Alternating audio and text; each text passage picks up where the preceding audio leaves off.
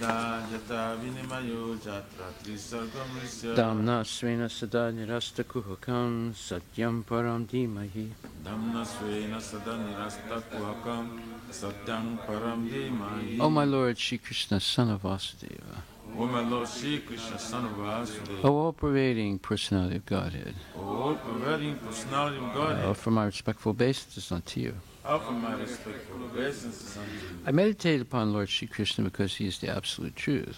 I meditate upon Lord Shri Krishna because he is the absolute truth. And the primeval cause of all causes. And the primeval cause of all causes. The creation, sustenance, and destruction of manifested universes. Of the creation, sustenance, and destruction of the manifested universes. He is directly and indirectly conscious of all manifestations. He is directly and indirectly conscious of all manifestations. And he is independent because there is no other cause beyond him. And he is independent because there is no other cause beyond him. It is he only who first imparted the Vedic knowledge unto the heart of Brahmaji. It is the only who first imparted the Vedic knowledge unto the heart of Brahmaji. The original living being. The original living being. By him, even the great sages and demigods are placed into illusion. By him, even the great sages and demigods are placed into illusion. As one is bewildered by the illusory representations of the material world. Bewildered by the illusory representation.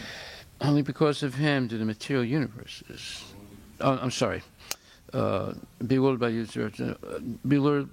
by the illusory representations of water seen on fire or land seen on water. Bewildered by the illusory representation of water seen on fire and land seen on water. Only because of him do the material universes. Only because of him do the material universes. Temporarily manifested by the reactions of the three modes of nature. Temporarily manifested by the reaction of the three modes of nature. Appear factual, although they are unreal. Appear factual, although they are unreal. I therefore meditate upon him, Lord Shri Krishna. I therefore meditate upon him, Lord Shri Krishna. Who is eternally existent in the transcendental abode. Who is eternally existent in the transcendental abode. Which is forever free from the illusory representations of the material world. Which is forever free from the illusory representation of the material world. Dharma Pujita Kaitravoucha Paramo Nirmatsaranam Satam Vedyam Vastavam Atravastu Shivadam Tapa Trayon Mulanam Shimad Bhagavate Mahamuni Krite Kimva Parer Ishwaraha Sadyo Hridi Avarudyate Tra Kriti Bihi Sususubhistakshanat. Completely rejecting all religious activities which are materially motivated. Completely rejecting all religious activities which are materially motivated. This Bhagavata Purana propounds the highest truth. This Bhagavad Purana propounds the highest truth. Which is understandable by those devotees who are fully pure in heart. Which is understandable by those devotees who are fully pure in heart. The highest truth is reality distinguished from illusion for the welfare of all. The highest truth, the reality distinguished from illusion for the welfare of all. Such truth uproots the threefold miseries. Such truth uproots the threefold miseries. This beautiful Bhagavatam compiled by the great sage Vyasadeva in its maturity. This beautiful Bhagavatam compiled by the great sage Vyasadeva in its maturity. Is sufficient in itself for God realization. Is sufficient in itself for God realization. What is the need of any other scripture? Need of the other scripture. As soon as one attentively and submissively hears the message of Bhagavatam, as soon as one attentively and submissively hears the message of Bhagavatam, by this culture of knowledge, the Supreme Lord is established within his heart. The Supreme Lord is established within his heart. Nigama kalpataror galitam phalam. Nigama kalpataror galitam phalam. Sukhamukad amrita dravya samyatam. Sukhamukad amrita dravya samyatam. Pibata Bhagavatam rasam alayam. Pibata Bhagavatam rasam alayam. Muhur aho raska bhuvibhavakaha. Muhur aho rasika bhuvibhavakaha. O expert and thoughtful man, relish Srimad Bhagavatam. O expert and thoughtful man, relish Srimad Bhagavatam. The mature fruit of the desired true Vedic literatures. The mature fruit, the desired fruit, the Vedic literature. It emanated from the lips of C. Sukadeva Goswami. It emanated from the lips of Sukadeva Goswami. Therefore, this fruit has become even more tasteful. Therefore, this fruit has become even more tasteful. Although its nectarian juice was already relishable for all. Although its nectarian juice was already relishable for all. Including liberated souls. Including liberated souls. Shinvatam Swakata Krishna Sravatam Sakata Krishna Punya Shravana Kirtana Punya Shravana Kirtana Hridyantaksto hi Bhadrani Hridyanta Stohiya Bhadrani Vidunati Srihitsatam. Vidunati Surissatam. To hear about Krishna from Vedic literatures, To hear about Krishna from the Vedic literatures, or to hear from him directly through the Bhagavad Gita, or to hear from him directly from the Bhagavad is itself righteous activity. It is self-righteous activity. And for one who hears about Krishna, And for one who hears about Krishna, Lord Krishna, who is dwelling in everyone's heart, Lord Krishna is dwelling within everyone's acts heart. as a best wishing friend, Acts as the best wishing friend. and purifies the devotee who constantly engages in hearing of him. And purifies the devotees who come to engage in hearing with him. Nasta presu bhadresu Nasta prayesha hadrishu nityam bhagavata sevaya nityam bhagavata se bhagavati uttamasloke bhagavati uttama shloke bhaktir bhavati naistake. bhakti bhagavati nastaki. In this way, a devotee naturally develops his dormant transcendental knowledge. In this way, a devotee naturally develops his transcendental knowledge. As he hears more about Krishna from the Bhagavatam As he hears more about Krishna from the Bhagavatam and from the devotees, and from the he devotees, becomes fixed in the devotional service of the Lord. it becomes fixed in devotional service of the Lord. Tadarajastamo bhava Tadarajastamo bhava kamaloba dayaschaye avalobhadeshcha cheta etar anavidam chitaitar anavidam stitvam sattve prasidati. Sitam sabbe prasidati. By development of devotional service, By development of devotional service, one becomes freed from the modes of passion and ignorance, one becomes free from the modes of passion and ignorance. and thus material lust and avarice are diminished. And this material lust and avarice are diminished. Evam prasana manaso Evam prasana manas Bhagavad Bhakti Yogataha Bhagavad Bhakti Yoga Bhagavad Tattva Vijnanam Bhagavad Tattva Vijnana Mukta Sangasya Jayate. Mukta Sangasya Jayate. When these impurities are wiped away, When these impurities are wiped the away, candidate remains steady in his position of pure the goodness, candidate remains steady in his position of pure goodness, becomes enlivened by devotional service, becomes enlivened by devotional service, and understands the science of God perfectly. and understands the science of God perfectly. Vidyate Hridaya Grantis Vidyate Hridaya Granthi Chidyante Sarvasamsaya Chidyante Sarva Samshaya Siyante Jasya Karmani Chidyante Sacha Karma Drishta Evat Manishware. Manishwari.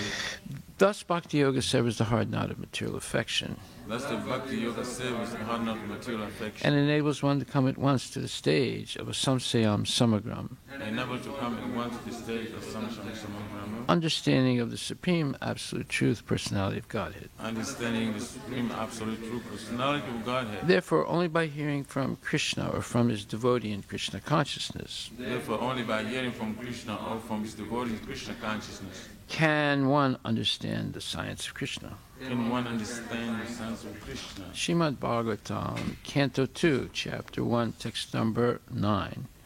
Parnistito Pinairgunya Parinishthito pi naigunya Uttama Sloka Lilaya Tamaslokalilaya Grihita Cheta Rajarse Grihita Chita Rajarshe Akyanam Yad Aditavan. Akyanam Yadadhitavam.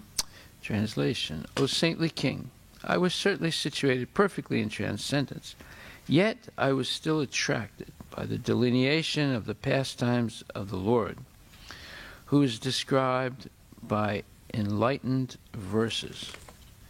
Purport by His Divine Grace, A.C. Bhaktivedanta Swami Srila Prabhupada. So this is Sukadeva Goswami speaking to King Parikshit. The Absolute Truth is realized as the impersonal Brahman at the first instance by philosophical speculation, and later as the Supersoul by further progress of transcendental knowledge. But if, by the grace of the Lord, an impersonalist is enlightened by the superior statements of Srimad Bhagavatam, he is also converted into a transcendental devotee of the personality of Godhead. With a poor fund of knowledge, we cannot adjust to the idea of the personality of the Absolute Truth, and the personal activities of the Lord are deplored by less intelligent impersonalists. But reasons and arguments together with the transcendental process of approaching the absolute truth help even the staunch impersonalists to become attracted by the personal activities of the Lord. A person like Sukadev Goswami cannot be attracted by any mundane activity. But when such a devotee is convinced by a superior method, he is certainly attracted by the transcendental activities of the Lord. The Lord is transcendental, as are his activities. He is neither inactive nor impersonal. Srimad Bhagavad Gita, Srila Prabhupada Ki Jai, Gaura Premanandi Haribol. So the step-by-step understanding of the Supreme Personality of Godhead is explained here, and the obstacles in progressing on this path are many. One of the worst obstacles is Mayavad philosophy, and also another obstacle is karma kanda, or self-interested Vedic rituals. And another obstacle is the being enamored by Vedic philosophy without understanding the goal of it. And another obstacle is development of tremendous mystical powers, but then getting caught in the trap of wanting to dominate material nature by using those powers. So we see that there are many, many ways of being, let's say, obstructed from progressively going to the stage of understanding the Supreme Personality of Godhead with love and devotion. But the goal of all Vedic knowledge, Vedaischa Sarviraham Eva Vedya, is to understand Krishna and his relationship with his pure devotees. So that is not understood by most people who study the Vedas. And I want to discuss why that happens so often. For example, we see that the Mahajans, great devotees, and also the Alvars, great devotees in South India, and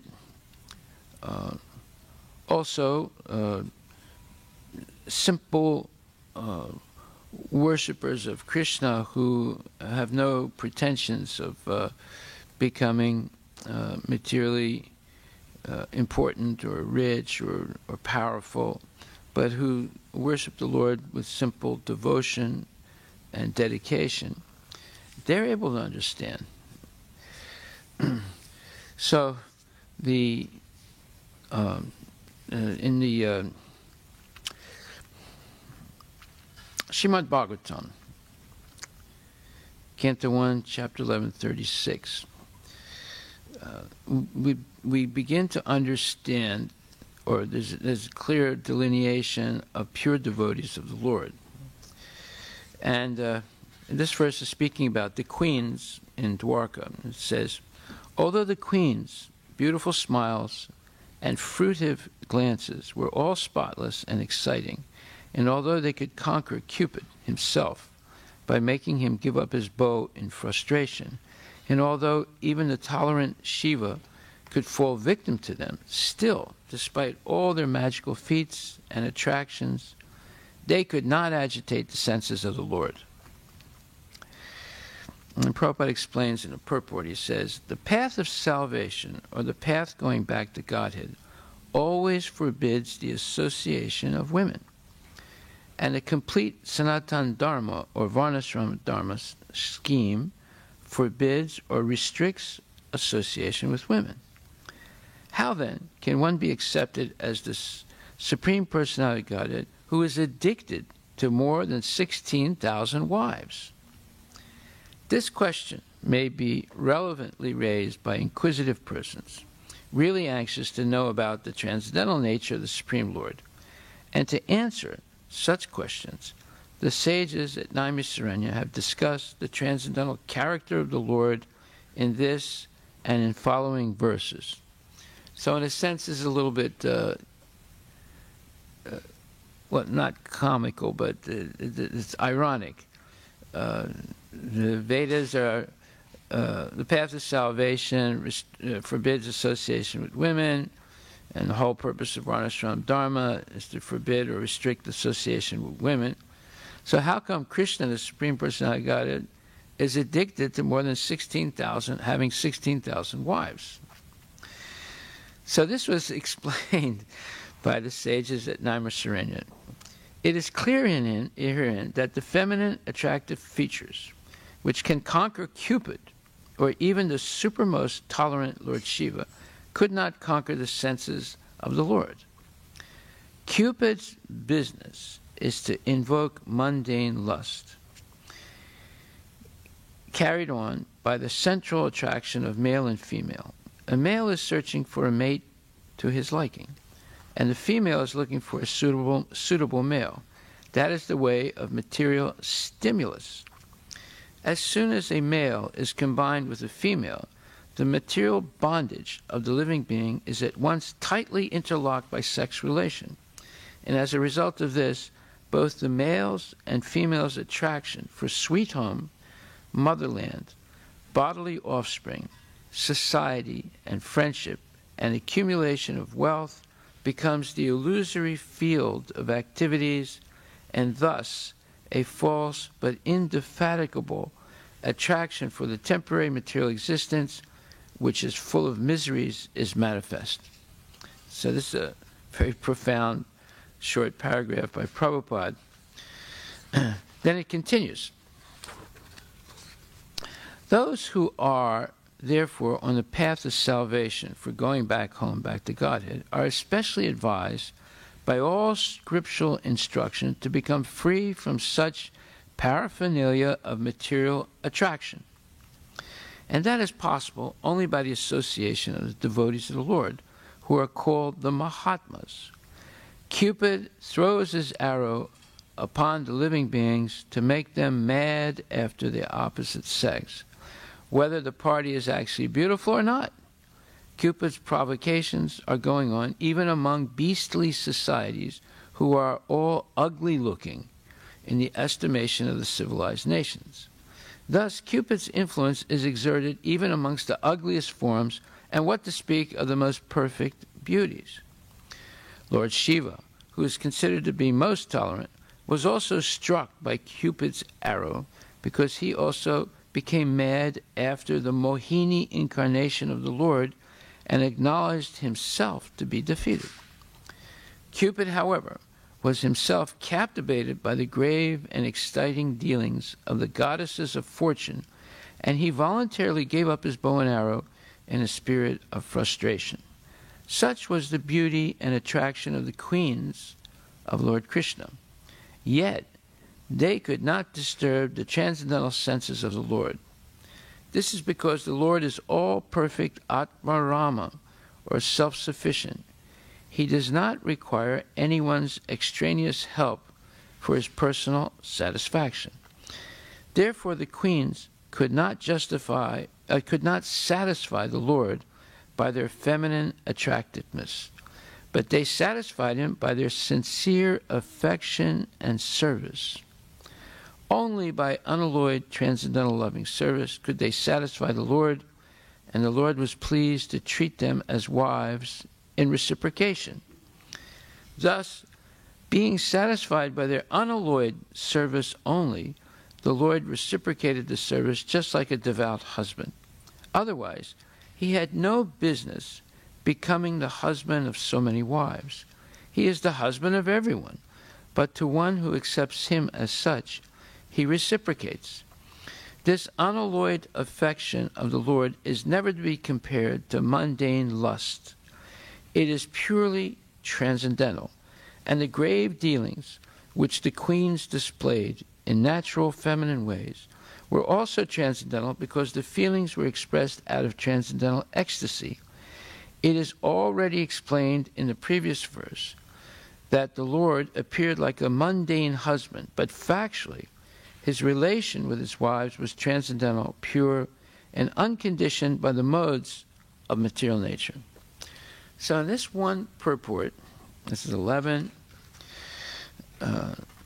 this is 1 Canto 11, chapter 36 verse. Many, many subtle transcendental things are explained. And it behooves us to carefully read a purport like this and try and enter into its deeper meaning. Most people cannot understand what I just read. Why? Because they're so encompassed or involved in sense gratification that's impossible to understand this. However, if we hear carefully Srimad Bhagavatam and we pay attention to all the subtleties that Prabhupada puts into his purports, and gradually we become purified, and we begin to understand the difference between Krishna's transcendental activities in the spiritual world and also in the material world, and mundane activities of sense gratification.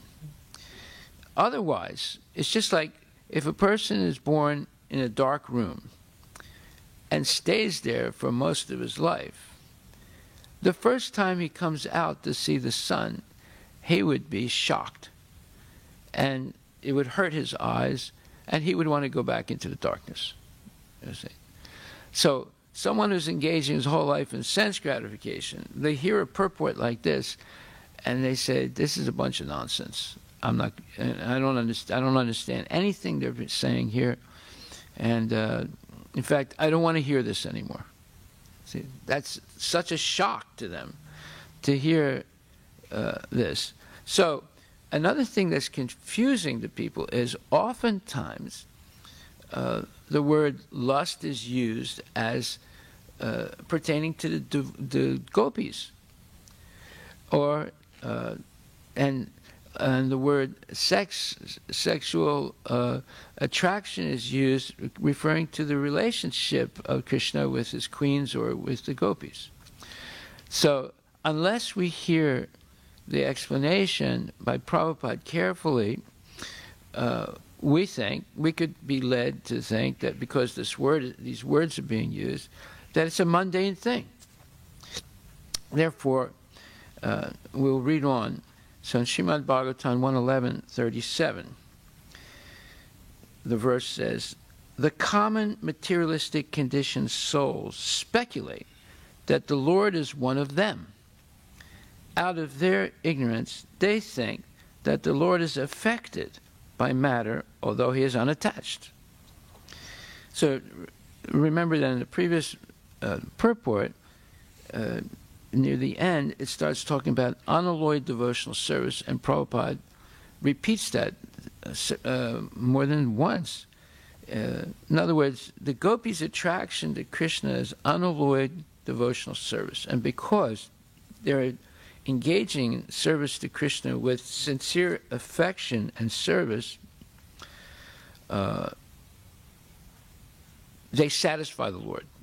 And because the Lord gets satisfied by their unalloyed, transcendental, sincere affection and service, he acts as their husband, and as a devout husband. That means someone who's dedicated to them. Therefore, this is a different situation than a mundane man-woman relationship. And this is what's hard for the mundaners to understand, but this is what is gradually understood by devotees. And I use the word gradually. So this next verse says, "The common materialistic conditioned souls speculate that the Lord is one of them. Out of their ignorance, they think that the Lord is affected by matter, although he is unattached." And Prabhupada explains in the purport, the word abuddha, which is mentioned in the Sanskrit to this verse, is significant here. Due to ignorance only, the foolish, mundane wranglers misunderstand the Supreme Lord and spread their foolish imaginations amongst innocent persons by propaganda. So he's talking about people who write books about Krishna and the gopis. One example was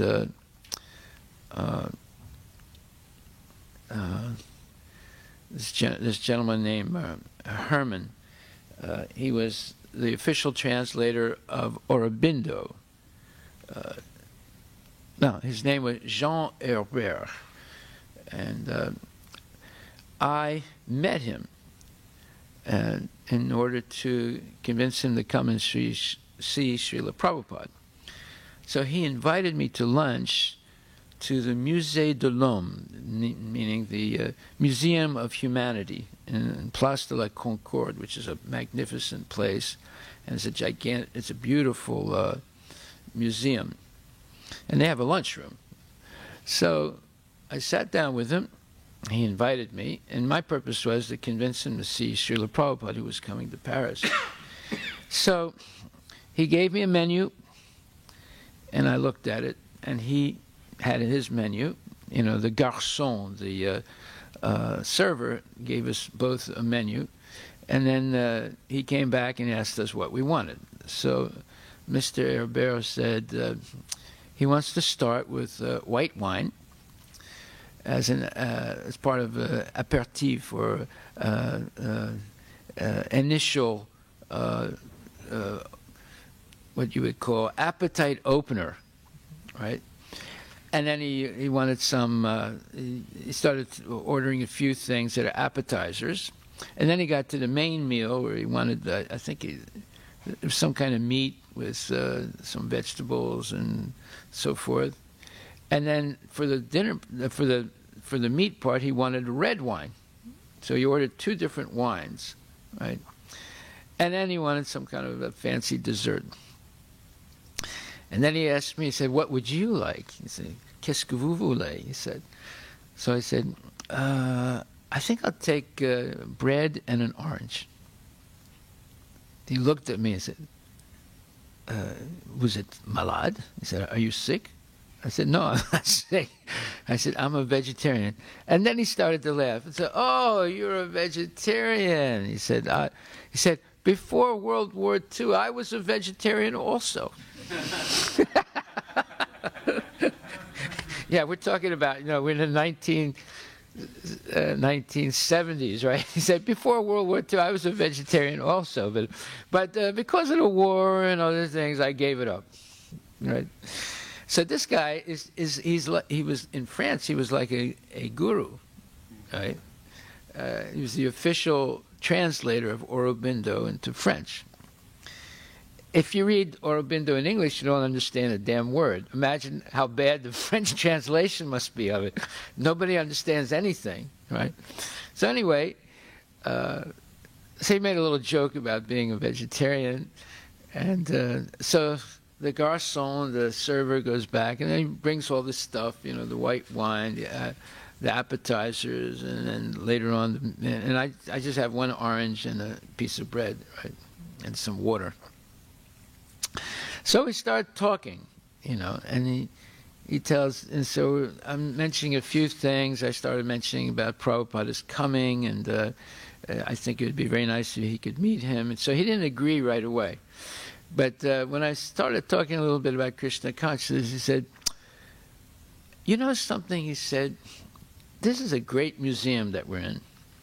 And in this museum, Krishna's brother, Balaram, is here. He said, there's an ancient statue of him. He said, and I particularly like Balaram. He's my favorite god. Oh, so I thought, I thought some light was coming into the discussion, right?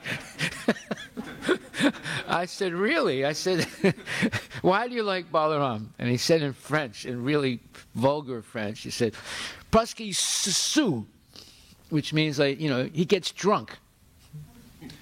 He drinks liquor and he gets drunk. And when he said that, I was shocked, and I was thinking to myself, should I explain the truth or should I just go along with him? You know. So I said, I said, excuse me, Monsieur Herbert. I said, I think you got it a little wrong. I said, he drinks let's say, euphemistically named alcoholic drink called Varuni. I said, I used the word euphemistically because it's not really wine or alcoholic in the sense of mundane, life. It's a mixture of honey.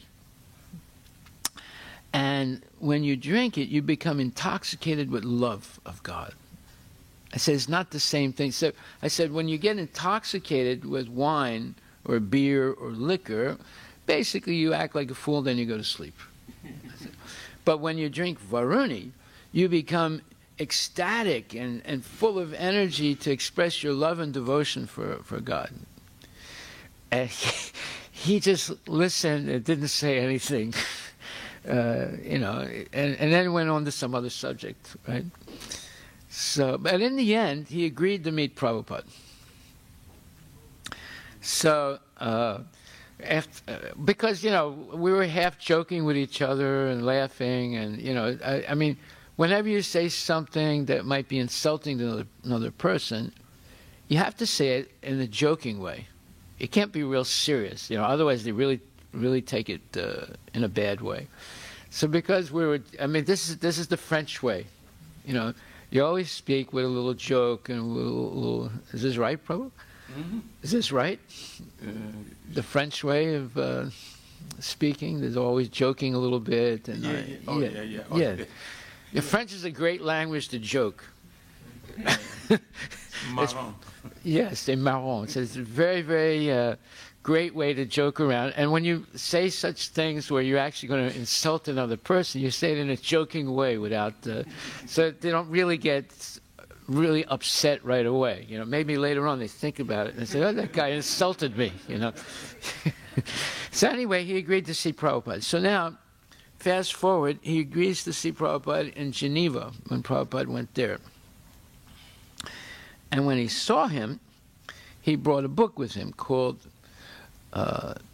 it says, Bhakti, the Yoga of Love.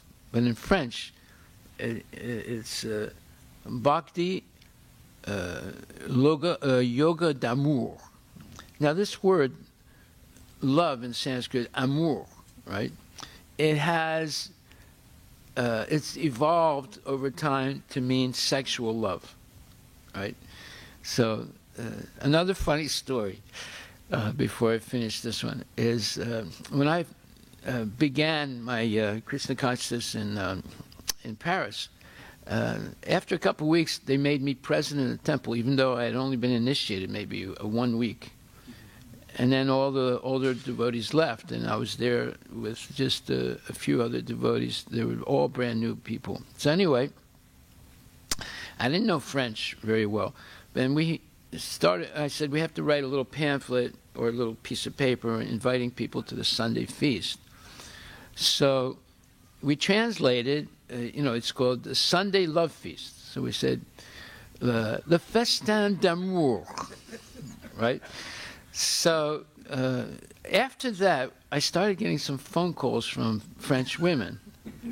So this one woman called me up and said, je m'intéresse beaucoup à votre invitation. And I'm very interested in your invitation.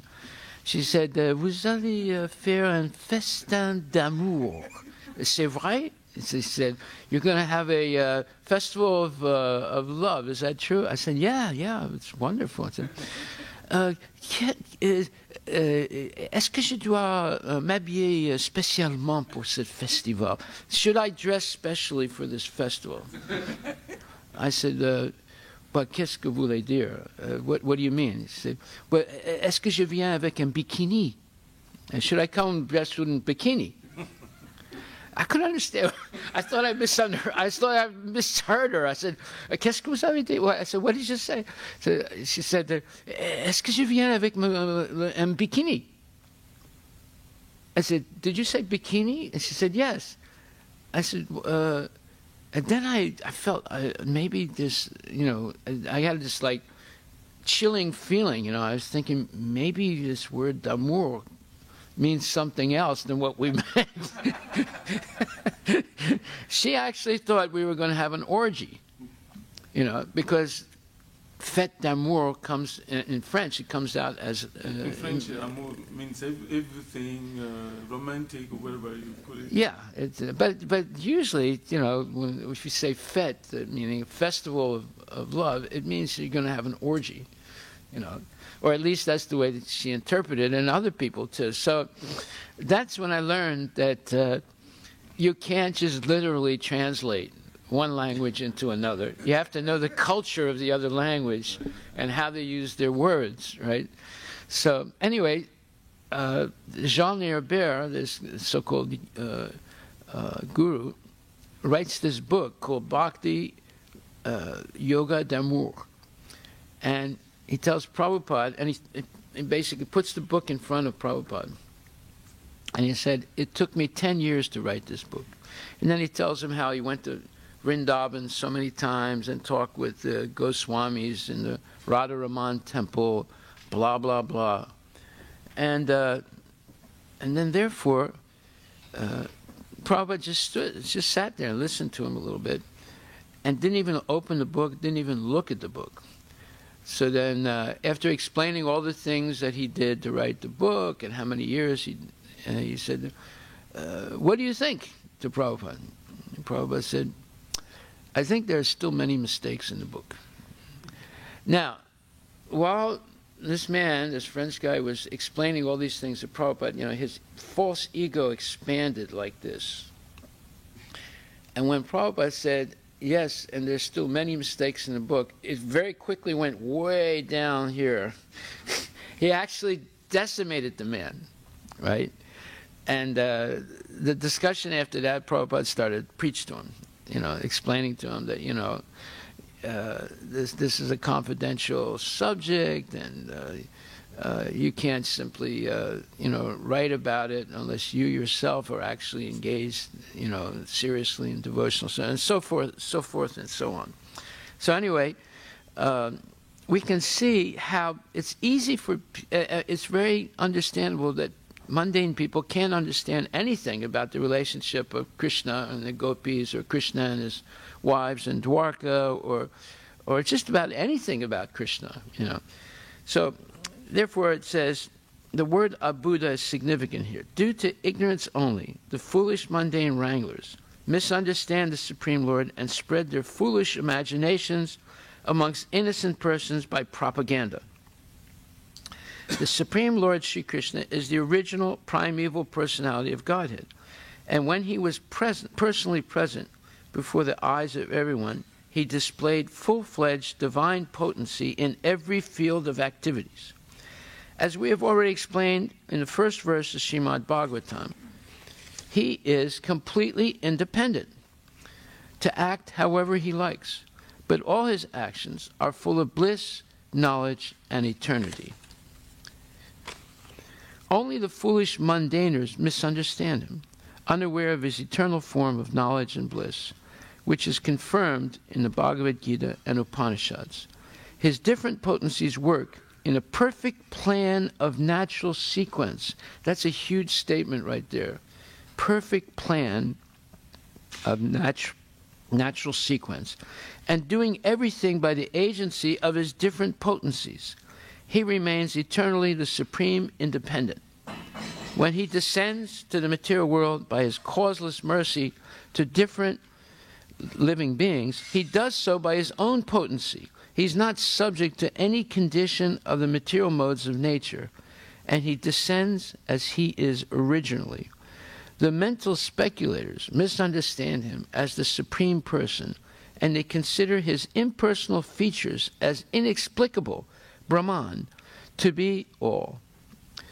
They explain his impersonal features as inexplicable Brahman to be all. In other words, they don't talk about his transcendental body. They don't talk about his relationships with devotees. They don't talk about the existence of Vaikuntha and Goloka. They just say his impersonal features as inexplicable Brahman. In other words, you can't even talk about it because you can't describe it, right? So by doing that, they obviate, they completely eliminate anything about Vaikuntha, anything about Goloka, anything about Krishna's relationships with his devotees, etc. That's why they are the worst insulters of Krishna, the Mayavadis. Such a conception is also the product of conditioned life. In other words, these Mayavadis, they are completely under the grip of Maya, right? And because of that, they explain Brahman as the all in all. And this is a product of conditioned life because they cannot go beyond their own personal capacity. In other words, what they're doing is called Atmavan Manyate Jagat. They see everything as an extension of themselves. So, and the example of that is once there were two fish, they were watching the moon. And one fish said to the other, "Hey, what's that thing up there?" And the other fish said, "It's a fish." He said, "It's a fish? Up there?" He said, "Yeah." He said, "But why is it shining?" He said, "Because it's a shiny fish." He said, "Oh, now I understand." You see, so this is the way Mayavadis explain things, right? They explain things through the prism of their own limitations. So because they don't have the eyes that are purified by hearing Bhagavatam to see Krishna, they explain Krishna as being impersonal and limited, like they are. And when they see Krishna's pastimes, they say his body is made of matter just like our bodies. That's called Atmavan Manyate Jagat. Seeing through the prism of your own limitation, seeing everything else. Just like a thief, when he hears about an honest person, he thinks he's a thief, because for him, everyone is a thief, just like him. So even the honest person is also a thief. So then it says, such a man cannot be convinced. Oh no, he says, therefore, one who considers the Lord on the level of one's limited potency is only a common man. Such a man cannot be convinced that the personality of Godhead is always unaffected by the modes of material nature. He cannot understand that the sun is always unaffected by infectious matter. In other words, the sun can purify stool and urine without being infected. It never even touches it. It just expands its energy and dries it and purifies it.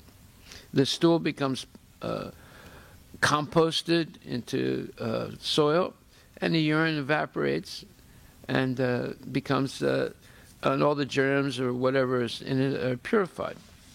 And water goes back to water, and the germs are killed, and therefore it's no longer infectious.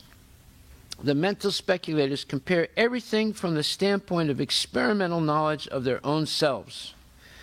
Thus, when the Lord is found to act like an ordinary person in matrimonial bondage, they consider him to be like one of them, without considering that the Lord can at once marry 16,000 wives or more.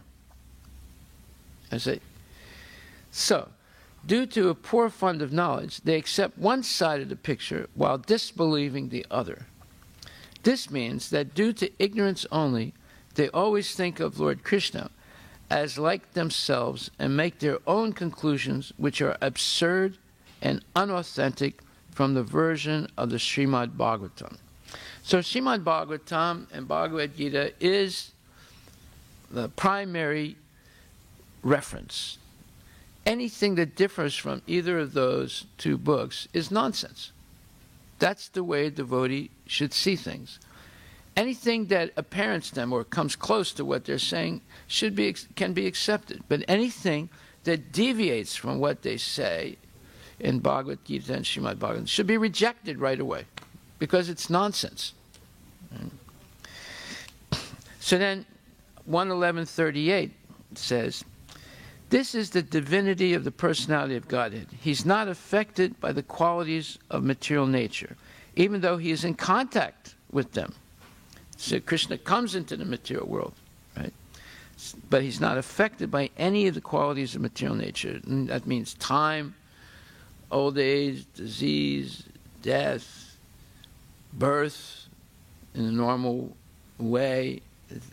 Everything about Krishna is different. And unless we hear this and believe it, we arrive at speculative theories of who and what Krishna is. Similarly, the devotees who have taken shelter of the Lord do not become influenced by the material qualities. In the Vedas and Vedic literatures, Shruti and Smriti, it is affirmed that in the divinity there is nothing material. He is transcendental, nirguna, without material qualities, the supreme cognizant, full of knowledge. Hari, or the personality of Godhead, is the supreme transcendental person situated beyond the range of material affection. These statements are also confirmed even by Acharya Sankara. One may argue that his, or Krishna's, relation with the goddesses of fortune, meaning the queens in Dwarka, may be transcendental. But what about his relation with the Yadu dynasty, being born in that family, or his killing the non-believers like Jarasandha and other asuras directly in contact with the modes of material nature? So now, there's another question that comes up, right? So there are millions of questions that can come up that have to be answered.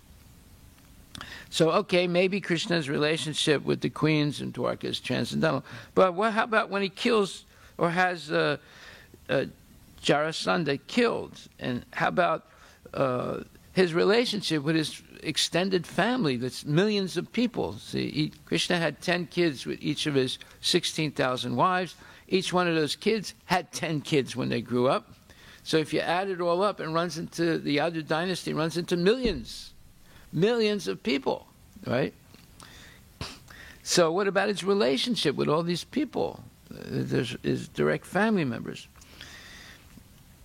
And what about his killing demons? The answer is that the divinity, the personality of Godhead, is never in contact with the qualities of material nature in any circumstances. Actually, he's in contact with such qualities because he is the ultimate source of everything, yet he is above the actions of such qualities. He is known, therefore, as Yogeshwara, or the master of mystic power, or in other words, the all-powerful. So that this comes back to the same point. If you don't accept that Krishna has infinite powers, you become an atheist. His learned devotees are not affected by the influence of the material modes. The great 6 Goswamis of Vrindavan all came from greatly rich and aristocratic families, but when they adopted the life of mendicants in Vrindavana, superficially they appeared to be in wretched conditions of life, but factually they were the richest of all in spiritual values. Such Mahabhagavatas, or first-grade devotees, although moving amongst men, are not contaminated by honor or insult, hunger or satisfaction, sleep or wakefulness, which are all resultant actions of the three modes of material nature. Similarly, some of them are engaged in worldly dealings, yet are unaffected. Yeah, like for example, Rupa and Sanatana Goswami, they had to negotiate with the Muslims leaders in Delhi to be able to purchase marble and stone to build their temples. Marble and stone was controlled completely by the Muslims at that time. And they were definitely not enthusiastic to see Hindu temples built or see Vaishnava temples built. But they were so, let's say, educated, and they could speak Arabic, they could speak Persian, of course they knew Sanskrit, and they could speak the vernacular languages such as Hindi. See? So they were, I mean, even though they were dressed in rags, let's say, but yet when anyone came in contact with them, especially like the Muslim leaders in Delhi, they respected them because of their unquestionable knowledge, right? And perfect, gentlemanly, gentle behavior, right?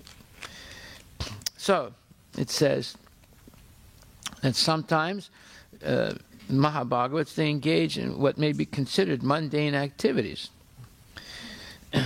Unless these, yet they are unaffected. Unless these neutralities of life, in other words, staying neutral in the face of happiness and distress, fame and infamy, all these dualities, is a symptom of a transcendental person. So it says, unless these neutralities of life are there, one cannot be considered situated in transcendence. The divinity and his associates are on the same transcendental plane, and their glories are always sanctified by the action of Yogamaya, or the internal potency of the Lord. The devotees of the Lord are always transcendental, even if they are sometimes found to have fallen in their behavior. The Lord emphatically declares in the Bhagavad Gita 9.30 that even if an unalloyed devotee is found to be fallen due to a previous material contamination, he or she nevertheless is accepted as fully transcendental because of being engaged 100% in the devotional service of the Lord. The Lord protects him always because of his rendering service unto him, and the following conditions are to be considered accidental and temporary. They will vanish in no time. So Prabhupada said, let's say you violate the regulative principles. One time, you're excused. Let's say you do it again.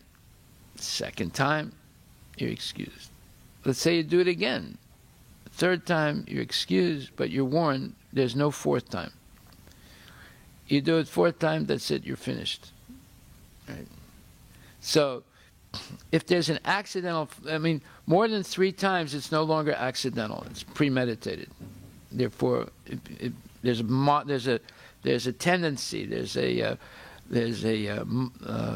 say, it becomes predictable. Therefore, it's no longer accidental, and it's not going to be forgiven.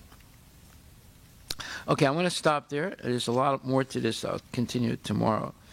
But the idea is that Krishna's transcendental activities are impossible to be understood by mundane people. One must be trained in Krishna consciousness, and the training is this regular hearing of Bhagavatam and Bhagavad Gita, and discussion and questions. All these fantastic Vedic literatures, Bhagavad Gita, Srimad Bhagavatam, the entire Puranas, they're all questions and answers. And that's the way one turns the nectar of Krishna consciousness and finds all these confidential things revealed and understood. All glories to Srila Prabhupada Ki Jai.